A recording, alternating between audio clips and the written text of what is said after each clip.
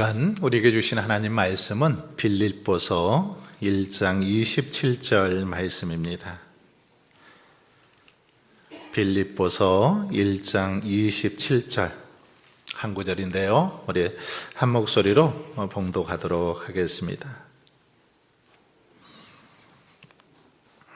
같이 읽겠습니다. 오직 너희는 그리스도의 복음에 합당하게 생활하라. 이는 내가 너희에게 가보나 떠나 있으나 너희가 한 마음으로 서서 한 뜻으로 복음의 신앙을 위하여 협력하는 것과 아멘. 예, 우리 옆에 계신 분하고 한번 인사 나누겠습니다. 사랑합니다. 예, 그래요. 오전에 뵙고 또 이렇게 오후에 뵈니까 더 반갑습니다. 교회에서 식사도 하시고 이렇게 좀 쉬었다가 또 예배 드리니까 여러분 얼굴이 더 예뻐지신 것 같아요. 오전에 이렇게 뵐 때보다 더 예뻐지셨어요. 이렇게 하나님께 예배할 수 있어서 너무 행복합니다. 우리가 계속해서 이 전도에 관해서 지금 오후에는 좀 살펴보고 있는데, 오늘도 복음 전파에 대한 이 기대라는 제목을 가지고 함께 살펴보면서 은혜를 나누고자 합니다. 한번 넘겨주시겠습니까? 복음 전파에 대한 기대. 이 마이클 조던이라고 여러분 들어보셨어요? 마이클 조던. 농구 황제라고 하거든요. 미국의 이 NBA에서 뭐 농구 황제, 마이클 조던이라는 이름을 빼놓고는 농구를 논할 수 없을 정도로 아주 뭐 유명한 사람이죠. 뭐 MVP도 수십 번을 하고 정말 대단한 농구계에 있어서 그런 사람이죠. 그래서 농구의 황제라고 이렇게 별명을 붙여 주었는데, 이 사람이 한 이야기가 있습니다. 어떤 일을 하기에 앞서 스스로 그 일에 대한 기대를 가져야 한다. 예. 어떤 일을 하기에 앞서서 스스로 그 일에 대한 기대를 가져야 한다. 이런 명언을 했어요. 어떤 일? 여러분, 어떤 일을 하기 전에 기대를 하십니까? 안 하십니까? 기대를 해야죠.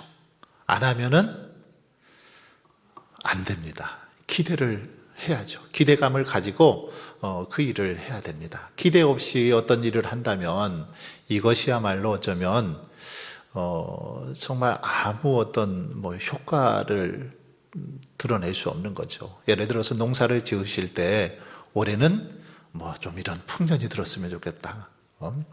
뭐 감농사 하시니까 작년에 100점을 땄으면 올해는 200점을 따야 되겠다. 뭐 이런 기대를 가지고 농사도 짓지 않습니까? 어떤 일을 할 때 이 기대가 있어야 된다라는 것입니다. 기대 없이 한다는 것은 아무런 소망 없이 또는 꿈 없이 그냥 하는 거죠. 기대가 있어야 됩니다. 그래서 저는 이번 이렇게 연합수련회를 준비하면서 막 마음속으로 기대감에 굉장히 부풀어 있어요. 여러분은 어쩔지 몰라도 저는 굉장히 기대감에 부풀어 있습니다. 하나님께서 어떤 은혜를 부어주실까? 이번 수련회를 통해서 우리 운주교회가 어떤 모습으로 좀 한 단계 더 이 업그레이드 될까? 이런 기대감을 가지고 있습니다. 실은 코로나 전에 이 수련회를 하려고 했거든요. 코로나 전부터.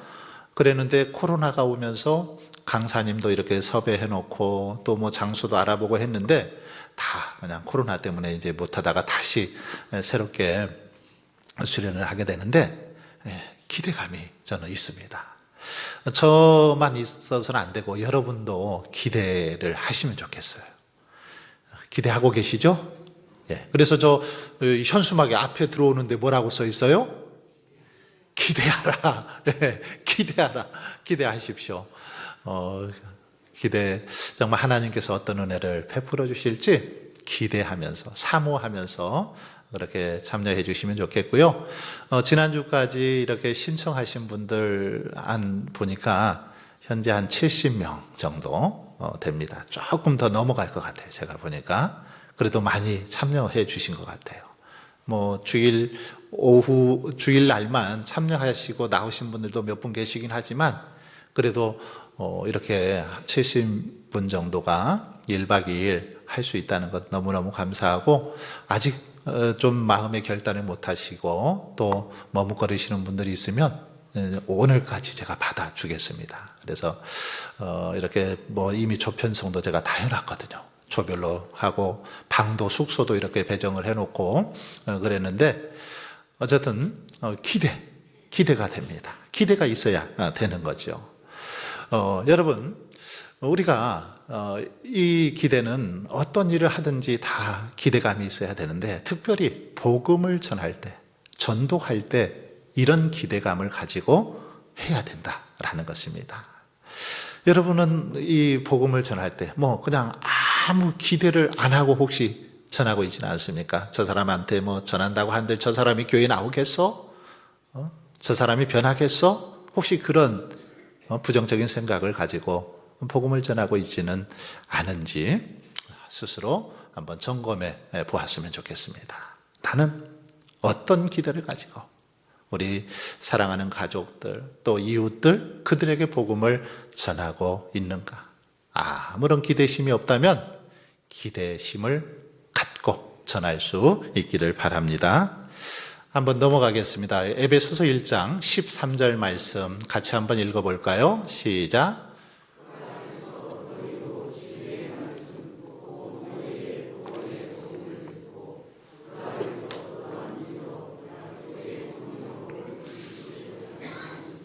자, 느낀 점을 말해봅시다 했는데 뭡니까? 이 말씀 보면 이 말씀은 우리가 이렇게 복음을 통해 구원받은 자임을, 또 하나님의 자녀가 되었음을 성령의 인치심으로 확증해 주셨다, 이렇게 지금 말하고 있습니다. 성령의 인치심으로 확증해 주셨다. 인치다, 이게 뭔 말이에요? 성경에 이런 표현들이 많이 나오는데, 인자가 도장인자예요. 도장인. 이 도장을 딱 찍다, 이런 말인 거죠. 도장을 딱 찍는 거, 이걸 인치다 이렇게 말하는데, 성령의 인치심을 받았다, 성령으로 인치심을 받았다, 이렇게 말하고 있습니다. 하나님의 자녀가 된 거, 구원받은 자임을, 복음을 통해서 구원받은 자요, 또 하나님의 자녀가 되었음을 이 성령의 인치심을 통해서 그렇게 확증해 주셨다라는 것입니다. 여러분, 우리가 구원의 복음을 전할 때 바로 우리들도 이런 자세로 전해야 된다라는 거죠. 성령님을 통해서 우리와 같은 믿음을 가진 사람들, 인치심을 받은 사람들이 나올 것이다. 우리가 복음을 전할 때 하나님께서는 저들도 성령의 인치심을 주셔서 하나님의 자녀들로 변화시켜 주실 것이다. 이런 기대감을 가지고 복음을 전하고 전도해야 된다라는 사실을 분명하게 보여주고 있습니다. 그 다음 넘어가겠습니다. 빌립보서 1장 27절 말씀인데 같이 한번 읽어보겠습니다. 오직 너희는, 시작.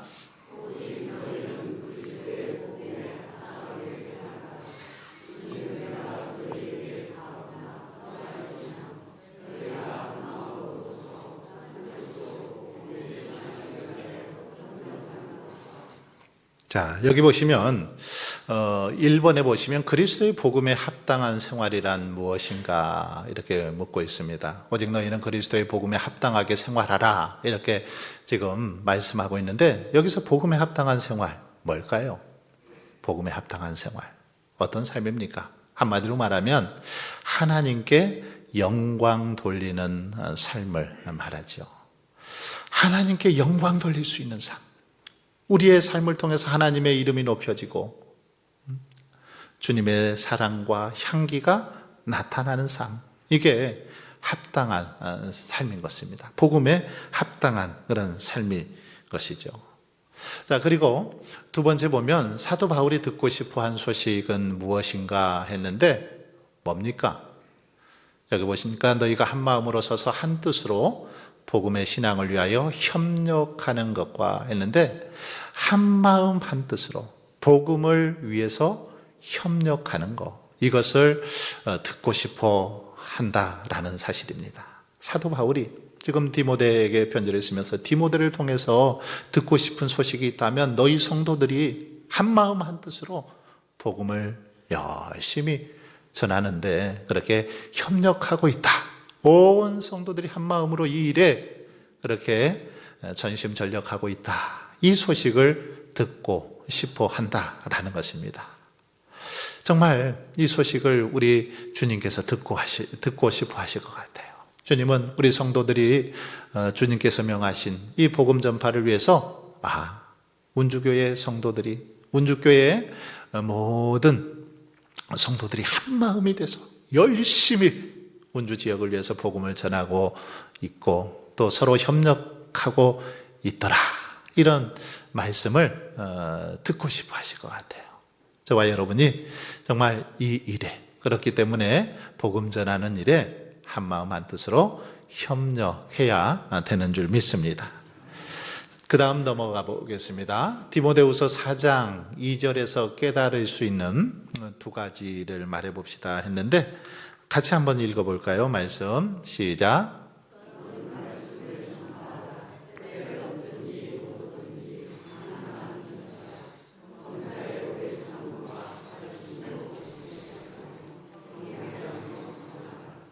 자, 여기 보시면 두 가지를 한번 말해 봅시다 했어요. 첫 번째는 뭘까요? 너는 말씀을 전파하라. 때를 얻든지 못 얻든지 항상 힘쓰라. 첫 번째는 때를 얻든지 못 얻든지 정말 기회 있을 때마다 지체하지 말고 복음을 전해야 할 것을 말씀하고 있죠. 기회 있을 때마다 때를 얻든지 못 얻든지. 우리가 살아가다 보면 주어질 이런 어떤 기회가 잘 없을 수도 있지만 기회가 잘 포착이 되지 않을 때도 그럼에도 불구하고 복음을 전하는 일에 힘쓸 것을 그렇게 명하고 있습니다. 그리고 복음을 전한 후에는 이제 이렇게 오래 참고 가르침으로 경책하며 경계하며 권하라 이렇게 또 권면하고 있습니다. 복음을 전한 후에 열매가 맺혀지기까지는 기다림의 시간이 필요하다라는 거죠. 복음을 전한 다음에 바로 열매가 있으면 얼마나 좋겠습니까마는 오랜 때로는 기다림이 필요하죠. 그래서 범사의 오래 참음과 오래 참아야 된다라는 것을 오래 참고 인내하면서 열매 맺도록 그렇게 노력해야 되죠.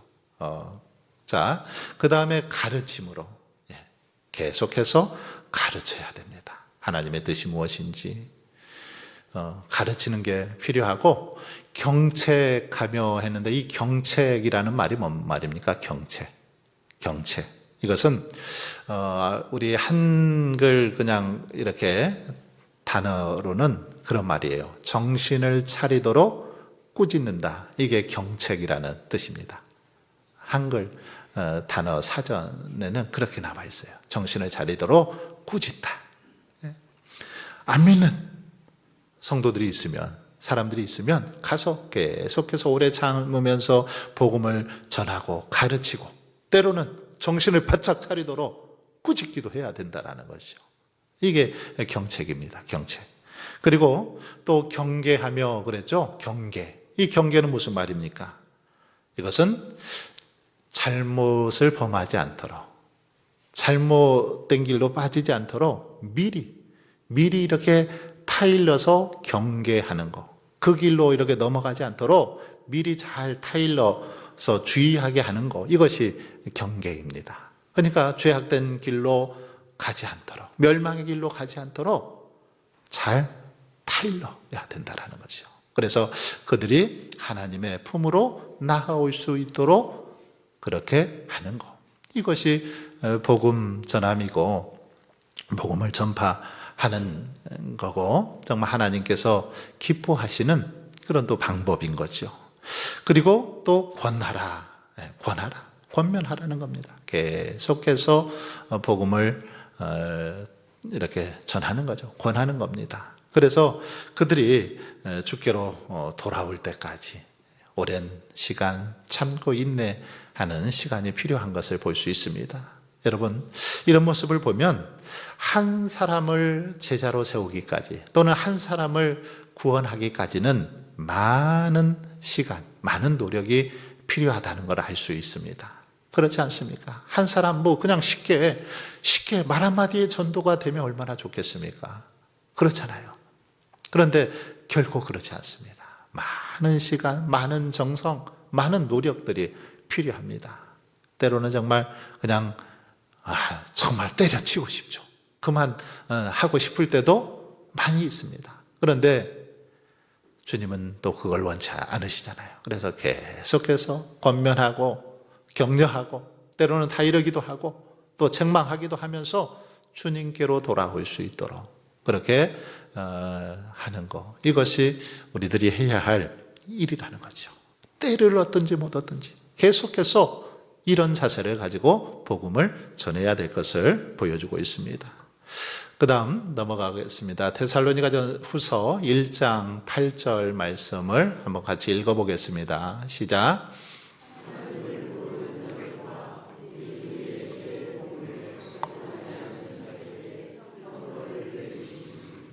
자, 여기 보시면 굉장히 무서운 말씀이죠. 하나님을 모르는 자들, 그리고 우리 주 예수의 복음에 복종하지 않는 자들에게는 어떻게 해요? 형벌을 내린다. 정말 무서운 말씀이죠.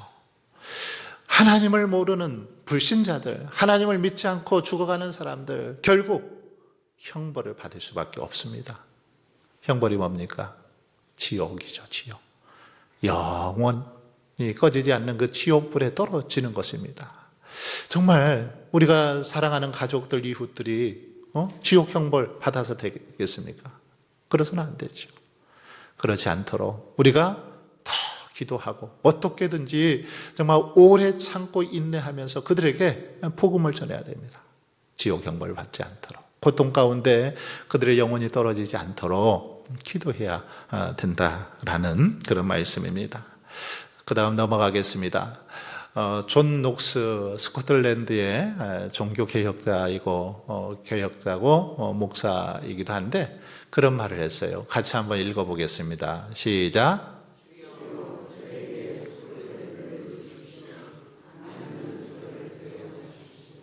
네. 어때요? 굉장히 이 기도가 세죠? 세지 않아요?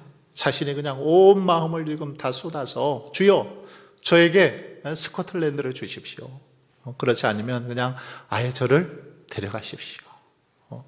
목회자로서 또 종교교육자로서 그 스코틀랜드 사람들, 백성들을 자신이 그렇게 그 영혼들을 돌보고 섬길 수 있는 기회를 주지 않으면 차라리 자기 목숨 그냥 데려가 달라라는 하나님 앞에 정말 목숨을 내어놓고 결단하는 그런 모습을 볼 수 있습니다. 어쩌면 이런 믿음의 자세가 오늘 우리에게도 필요하죠. 하나님, 정말 저 영혼 붙여주십시오. 저 영혼 우리 교회에 나와서 함께 신앙생활할 수 있도록 해 주십시오. 어떻게든지 이번 기회를 통해서 저 영혼이 하나님의 자녀로 변화되게 해 주십시오. 만약에 그렇지 아니하거든 그냥 제 목숨 데려가십시오. 이렇게 지금 기도하는 거 아니겠습니까? 어쩌면 우리가 이런 어떤 비장한 자세를 가지고 이런 각오로 하나님 앞에 기도해야 됩니다. 한 영혼을 위해서, 사랑하는 그 영혼을 위해서 이런 믿음의 자세를 가지고 하나님 앞에 부르짖어 기도할 때 우리는 더 열심을 품고 전할 수밖에 없고, 또 하나님께서는 그런 마음을 가진 자들에게 영혼들을 붙여주시고 구원해 주시는 그런 역사가 일어나게 해 주실 줄을 믿습니다. 다음 사도행전 4장 31절에서 얻을 수 있는 교훈을 말해 봅시다 했는데 같이 한번 읽어볼까요? 시작.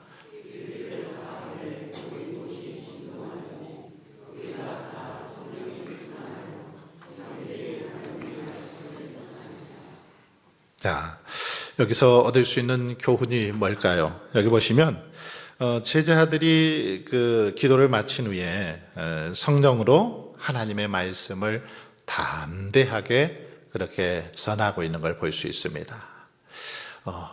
빌기를 다하며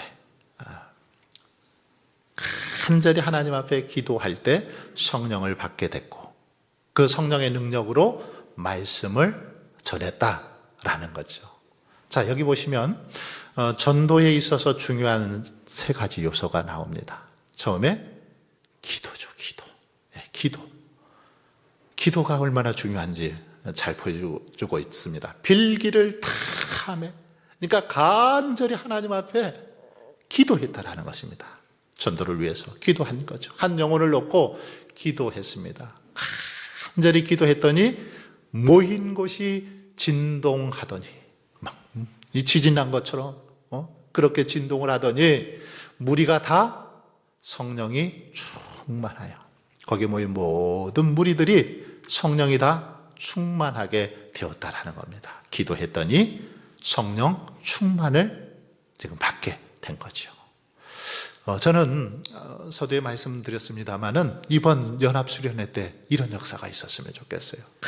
간절히 함께 합심해서 기도할 때 막 이 진동하는 그런 역사가 일어나고 온 성도들이 성령 충만함을 받는 그런 역사가 일어날 것을 기대하고 있습니다.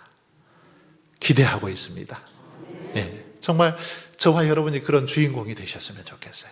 그래서 이렇게 성령 충만해서 어떻게 해요? 담대히 하나님의 말씀을 전했다. 네, 그렇습니다. 기도하니까 성령이 임하고 성령이 임하니까 담대하게 복음을 전할 수 있었다라는 것입니다. 우리 힘으로, 우리의 능력으로는 전할 수 없습니다. 성령께서 역사하셔야 되죠. 그러기 위해서는 어떻게 해야 된다고요? 기도해야 됩니다. 오늘 낮 예배 때도 기도에 대해서 강조했습니다마는 기도하지 않고는 우리가 하나님을 섬길 수도 없고 또 하나님의 자녀들로 이 땅에서 복된 삶을 살아갈 수도 없습니다. 기도 아무리 강조해도 지나치지 않죠. 우리가 기도해야만 주신 사명도 잘 감당할 수 있는 것입니다. 특별히 이 전도하는 거, 복음 전하는 거 쉬운 일이 아니죠. 쉬운 일이 아닙니다. 우리의 어떤 노력으로, 우리의 능력으로만 하려고 하면 너무 힘든 것이 실은 전도이죠. 그러나 성령의 능력을 덧입으면 정말 또 쉬운 것이 전도입니다. 초대교회 그 성도들의 모습을 통해서 이런 사실을 잘 보여주죠. 사도행전에 보면 이 제자들이 성령 받지 않을 때는 자신들의 힘으로, 자신들의 방법으로, 자신들의 지혜로 할 때는 아무것도 안 됐습니다. 두려워서 도망칠 수밖에 없었습니다. 그런데 지금 사도행전에 보면 마가의 다락방에 모여서 함께 합심해서 간절히 기도할 때 하늘로부터 성령이 임한 다음에 어떻게 해요? 담대해지죠. 그래서 복음을 들고 외칠 때 베드로가 복음을 전하니까 하루에 3,000명 회개하고 돌아오는 역사가 일어났다. 성경은 분명하게 그렇게 사도행전에서 기록하고 있습니다. 이게 바로 성령의 능력이고 기도의 능력이죠. 그러므로 저와 여러분이 전도를 위해서 무엇보다 중요한 것, 또 맡겨주신 사명을 감당하기 위해서 무엇보다 중요한 것은 기도로 준비되는 것입니다. 기도로 잘 준비되어질 때 주님께서 우리를 귀한 도구로 사용해 주실 줄 믿습니다. 이제 마무리하겠습니다. 오늘 말씀을 통해서 사도 바울은 우리에게 복음 전파를 위해서 협력한다는 소식을 기대한다, 이렇게 말씀하고 있습니다. 바라기는 정말 복음 전파, 목사만 하는 거 아닙니다. 전도하는 거 장로님들만 하는 거 아닙니다. 권사님들만 하는 것도 아니고 몇몇 사람만 하는 게 아니라 모두가 한 마음으로 합심해서 합력해서 해야 될 일임을 분명하게 말씀하고 있습니다. 그래서 저와 여러분 모두가 더 열심히 전도하는 일에 협력해 주시기를 바라고요. 두 번째 보니까 기회 있을 때 지체하지 말고 전하라, 이렇게 권면하고 있습니다. 기회가 있을 때 지체하지 말아라 말씀하고 있습니다. 정말 그런 것 같습니다. 기회가 뭐 아무 때나 오는 거 아닙니다. 전하고 싶어도 기회가 없을 때가 많죠. 뭐 어떤 경우는 정말 내일 가서 복음을 전하려고 했는데 오늘 그분이 돌아가시는 경우도 있고, 또 멀리 어디 뭐 이사를 해버리는 경우도 있고, 이런 경우들이 많이 있잖아요. 그러니까 기회가 주어졌을 때, 성령께서 감동 주실 때 가서 전하는 겁니다. 그래서 오늘 예배 마치고 마음속에 나 누구에게 전도 좀 해야 되겠다 생각이 나시거든 전하십시오. 가셔서 전하시고, 전화라도 하세요. 자녀들이나 혹시 이웃들 전하십시오. 결과는 하나님께 맡기고 우리는 전하면 되는 것입니다. 자, 그리고 세 번째 보면 안타까워하지 말고 당장 전하라. 예, 안타까워하지만 마십시오. 후회만 하지 마십시오.